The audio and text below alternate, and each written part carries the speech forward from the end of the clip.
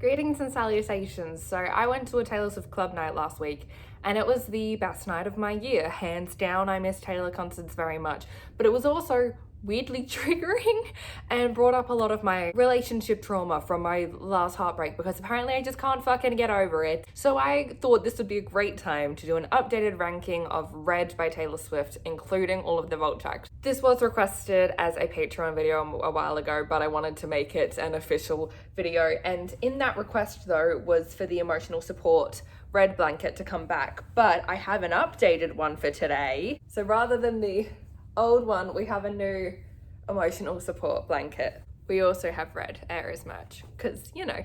Now, last time I ranked this was in 2020, so I can't remember what my ranking was back then, but I feel like it might have changed a bit, not even including vault tracks, just the other songs as well, because Red was so important to me last year and was such a emotional crux for me last year that I'm almost expecting the ranking to have changed a lot anyway, but I can't remember what I did the first time, so we'll see.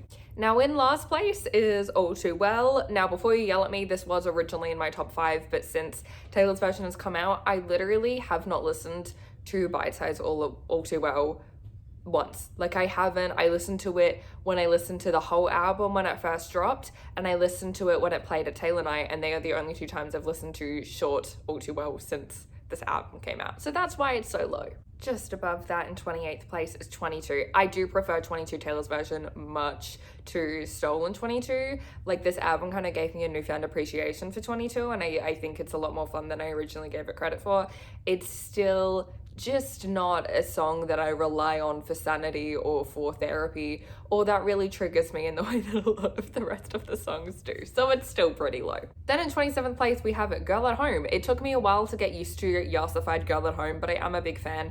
Girl at Home is a really weird song for me because I kind of relate more to being the girl at home than the one who's being hit on. But I like that this song exists, and it's just a power move that you get from, you know, singing, I just want to make sure you understand perfectly you're the kind of man that makes me sad. It's a great time, and I do really like the Yassified version. In 26th place is Stay, Stay, Stay. I still love this song a lot. I relate a lot to the kind of idea of just daydreaming about what real love is like and finding someone that you want to stay and who will stay, because they kind of have no choice to, because obviously they're gonna stick around and love you, and they're gonna help you carry your groceries and make you laugh. I'd like to hang out with you for my whole life is like the ideal kind of relationship outline, I guess, that I want to follow. So I really do love this song. I don't dislike any songs on this album, it's just what songs I love the most. Then in 25th place, we have The Moment I Knew. I used to love this song a lot more when I was younger, I think. I still think it's really, really powerful. I almost prefer the Stolen version, not that I ever stream it. I just think you can hear the raw emotions in that version more than you can on Taylor's version, and that is what kind of makes the song as powerful as it is for me. So yeah, it's moved a few places, but I think it's a really gorgeous song, and you know, having someone not show up when you need them there and knowing that that's the beginning of the end is a relatable sentiment for me for sure. In 24th place, we have We Are Never Get Back Together. This song is pure serotonin. I love the talking bits. It's so nice to sing this song and think about exes, especially if you've ever been in like an on again, off again relationship thing, which I don't ever recommend. Shout out to that one time my therapist very proudly told me that she had dumped the kind of shitty guy that she was dating and had this song on repeat, because that's what I associate the song with now, and it makes it all better. In 23rd place, we have Message in a Bottle. This song is just pure serotonin. I would like to be the reason somebody can't sleep at night. It's so cute. In 22nd place, we have Come Back, Be Here. This song is kind of really difficult for me to listen to now, so I kind of avoid it because it makes me so emotional. It was one of the songs that I like broke down crying listening to at Taylor Night. It's very emotional. Anyone who's ever kind of been in any long distance love, I guess, can understand the pain of this. But yeah, it just reminds me, because I listened to it so much in a past relationship, it reminds me of that, and it's kind of really painful. But I still love it, and I think it's absolutely gorgeous. In 21st place, we have Run. I love this song. It's not quite on the level that Everything Has Changed is for me, but I really love this song. I think it's really sweet, and I've always liked the sentiment of running away with someone, so yeah, this song is gorgeous and I love it. In 20th place, we have Starlight. This song is pure serotonin. I like how magical it seems. If I ever get married, I think I want this played on the dance floor at my wedding. It was my first favorite song off of this album when this album first came out when I was 11. And I was absolutely gutted when it didn't make the tour set list because the Red Tour was the first tour I got to go to, and it was my favorite song when I was a kid, and I was so upset that I wouldn't get to hear it, but I ended up getting to hear it when I was 17 and Crazy Running Wild in Brisbane on the Rep Tour. So shout out to Taylor for still letting me hear it live. In 19th place, we have Everything Has Changed, an absolute Pasabeth anthem. Also just a gorgeous song. This is like one of my dream duets. Like I want to just sing this with someone someday. I think this song perfectly kind of sounds like falling for someone and like being in that beginning stages of a relationship. All you can think of is freckles and green eyes and smiles and all of that. And I like that this song just perfectly sounds like the beginning stages of butterflies and all of that. Your Eyes Look Like Coming Home is one of the most romantic lyrics I've ever heard. In 18th place is Forever Winter. This song is very emotional for me in a lot of ways, actually. One, I just think it's pop brilliance. It's great to listen to. It sounds beautiful. But also, like, I've been on both kind of sides of this, of being like the really depressed person, but also trying to talk someone off of a ledge. I've been kind of on both sides of it, being someone who needs a summer sun forever and also like tried to be that for someone else, but also as someone who's like dealt with mental health problems like pretty much my whole life and who has coped with it through Taylor and her music really more than anything. Like she has saved me more times than I can count. She has been the one constant in my life.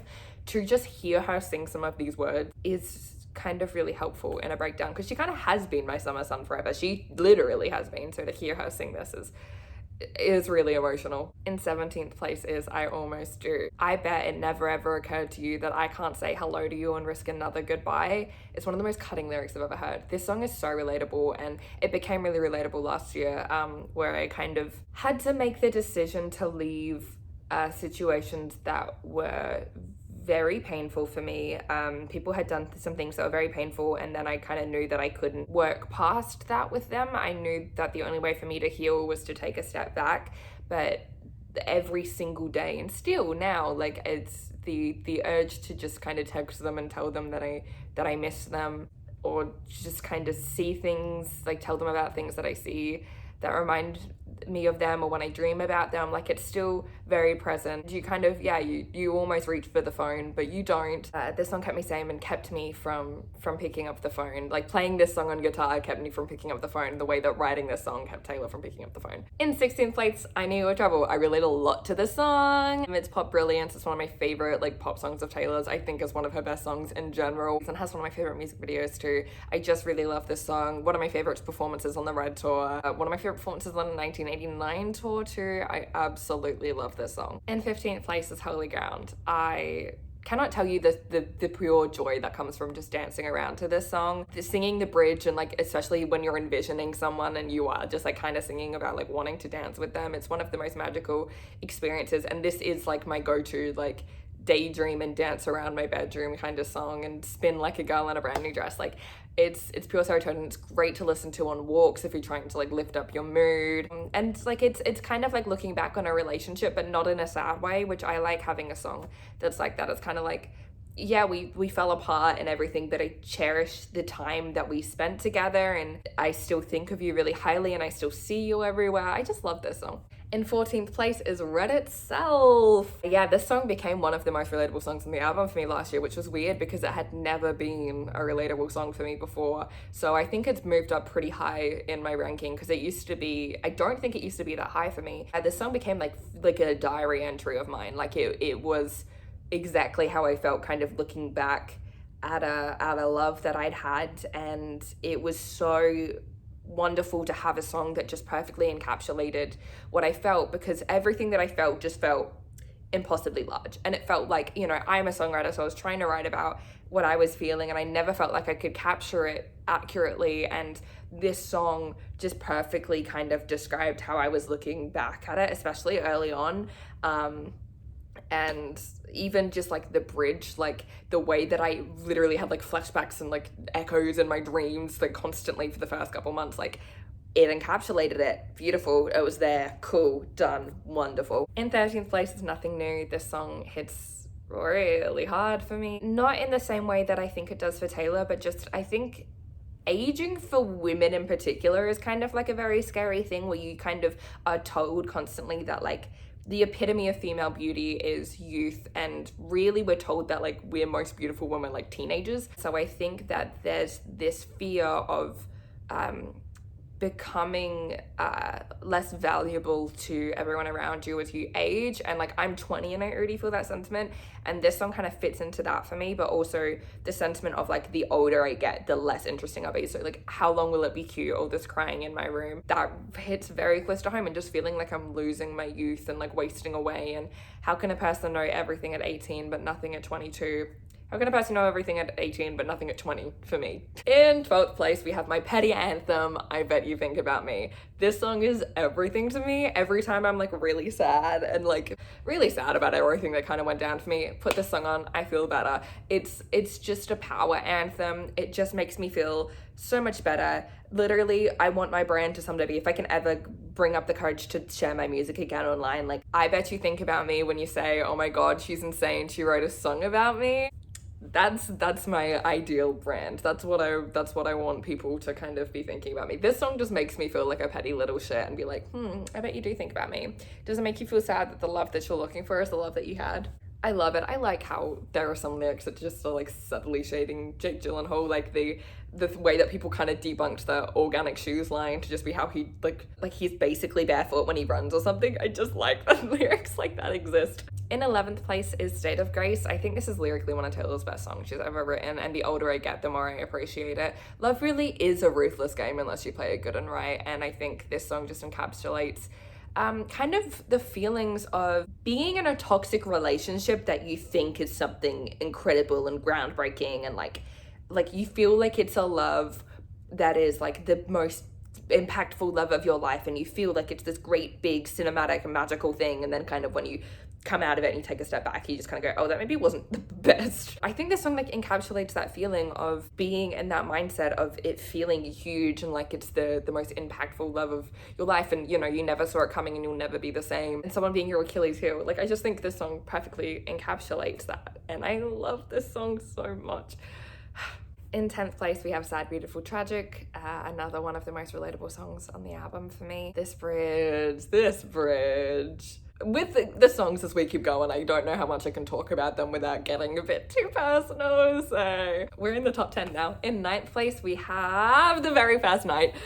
This is like my go-to like happy dance around song. It's such a Peter Gwen anthem. It's everything to me. Like, this song gives me so much serotonin. Like, literally no song gives me the instant like mood boost that this song gives. I love it so much. I think it's so cute, and like I like how it feels like both it could be a breakup song or it could be like the beginning of a relationship song, especially like in an on again, off again kind of situation. I just love it so much. Oh my God, everything about it just fills me with joy. Like, but don't forget about the night out in LA. Like, that just, oh my God. And like the take me away to you.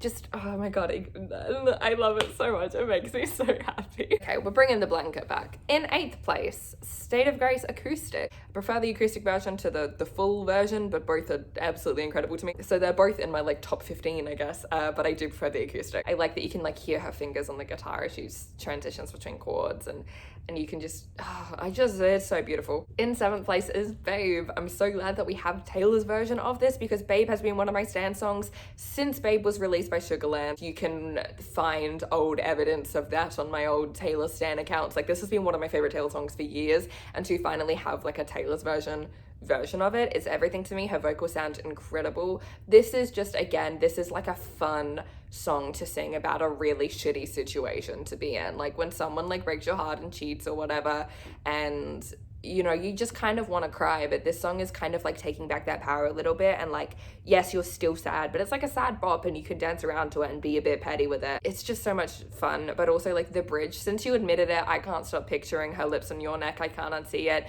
I hate that because of you, I can't love you, babe. Like, that hits so close to home, especially when like you want to love someone but they've just done something that makes it impossible. Like, you just can't love them anymore, and you know that you either don't have the capacity for it, or you can't allow yourself to lower your standards like that. Like, that's just such a weird little relatable thing, and this song is so good. In 6th place we have The Lucky One. Evelyn Hugo Says Hi. In 5th place we have Better Man. This is one of Taylor's saddest songs in my opinion, and her saddest bridge probably ever. You could have been the one if you were a better man just makes me sob. Again, one of my favorite Taylor songs, and I'm very glad that we have Taylor's version of it. I listened to that audio of her playing it at the Bluebird Cafe so often, and thankfully now I have a version where I can listen to Taylor's voice singing it without having to listen to Scott Borchetta speak. Better Man's one of the ones that I don't know how much I can talk about it without getting too personal, but it's a song and it hits. In 4th place we have Treacherous. This is one of the best songs Taylor has ever written. I feel like I'm having a religious experience every time I hear the bridge of this song, and that's not exaggerating. Like, I could get on my knees and worship it. It's incredible. Nothing safe is worth the drive. I kind of want that tattooed on my body. I've been obsessed with I hear the sound of my own voice asking you to stay lyric when I was young, and I don't even know why. When the acoustic performances from Red's video was posted on Taylor's YouTube, I used to watch that every single day. That was the one lyric. I made photo edits back when that was a thing in that era of Stan Instagram to that lyric. I don't know why that hit so close to home for me, but it still kind of does. I grew into that, but also all we are is skin and bone trained to get along. Are you fucking kidding me? This song is so insane, and kind of knowing that a relationship is maybe dangerous and you could get really hurt going into it, kind of stepping in anyway. Don't know if I'd do that again, but it can be a really exhilarating time, and this song feels like that adrenaline. In 3rd place we have Begin Again, aka the personal era I want to enter. I've been in my Red era for a year and a half now, and I have not entered my Begin Again era. Very, very sad, very upsetting for me. Hopefully I will enter my Begin Again era soon. I have the personal pact that I will not go on any dates unless they're on a Wednesday in a cafe, so I can relate to this song again. This song just sounds like hope to me, and I cry every time I listen to it just because I hope to relate to it. I've been spending longer than the past 8 months thinking all love ever does is break and burn and end, but in the bridge of this, I don't know why it makes me so emotional. Walked down the block to my car and I almost brought him up. Then you start to talk for the first time. What's past is past. In 2nd place we have The Last Time. Genuinely don't know if I can talk about this. This was my favorite song when I was a kid. It's now the most relatable song, as well as the song number 1 on this album for me. It really hits very close to home, very much so. Every time I listen to it, even when I'm doing better in my headspace, every time I listen to this, it drags me back into kind of feeling like I did in a situation, and it's very painful, but this is one of my favorite Taylor songs of all time. And in 1st place, we have All Too Well 10-minute version. I am so grateful, I'm gonna cry. I'm so grateful this song exists. I am so grateful that this song exists and Taylor shared it. The added verses are the more relatable ones for me. I edited down the footage of me listening to this for the first time very much because I literally sat on the floor and sobbed for a lot of it. It was really embarrassing. I feel such a kinship with this song. And I kept thinking on the drive down, anytime now he's gonna say it's love. He never called it what it was. Hits so close to home, and it cuts so deep as someone whose favorite Taylor song is Call It What You Want, but can't relate to Call It What You Want yet. He kept me like a secret, but I kept you like an oath. I talked to my therapist about that. When I told my therapist that lyric, she just went, oh my God, Ashlee, she understands. My therapist had to really check in on me after this song and this film. She watched it and then came back, and she always uses it as an example of well, she went through this, which sounds like she felt exactly how you felt, and she's come out the other side of it, and think of what she would want for you. This is conversations I have with my therapist. The entire bridge,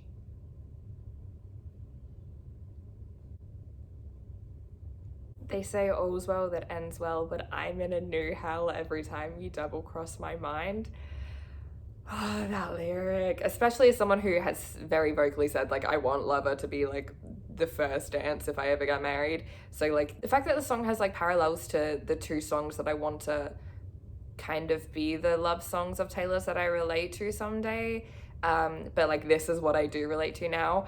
When this song came out, I had nightmares where I ran into someone I used to love, and the only thing that would come out of my mouth was, did the love affair make you too? This song is really personal to me, and I'm really grateful that Taylor had the bravery to share it. because it means so much to me. I'm so glad it's out there, and it's a song that I have, and it feels like a friend, and it feels like she understands when no one understood. I really love this.